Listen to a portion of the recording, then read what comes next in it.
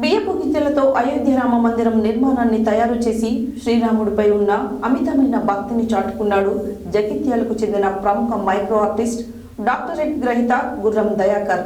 ఈ నెల 22న అయోధ్యలో రామ మందిర ప్రారంభోత్సవం సందర్భంగా ఈ కళాఖండం తయారీకి తాను సంకల్పించినట్లుగా ఆయన తెలిపారు.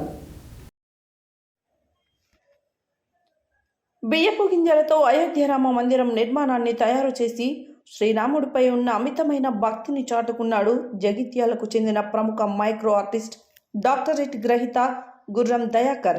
ఈ నెల 22న అయోధ్యలో రామ మందిర ప్రారంభోత్సవం సందర్భంగా ఈ కళాఖండం తయారీకి తాను సంకల్పించినట్లుగా ఆయన తెలిపారు.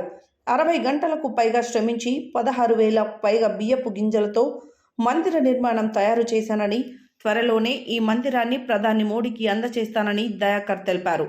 బియ్యపు గింజలతో ఇలాంటి నిర్మాణాన్ని ప్రపంచంలో ఇంతవరకు ఎవరు తయారు చేయలేదని, అటువంటి రామమందిర నిర్మాణ కళాఖండం తయారు చేయడం తన అదృష్టంగా భావిస్తున్నానని అన్నారు. బియ్యపు గింజలతో అద్భుతమైన కళాఖండాన్ని తయారు చేసిన డాక్టర్ దయాకర్ను పలువురు అభినందించారు. అయితే దయాకర్ గతంలో కూడా అనేక సూక్ష్మ రూప కళాఖండాలను తయారు చేసి పలు అవార్డులతో పాటు గిన్నిస్ వరల్డ్ రికార్డును సాధించారు.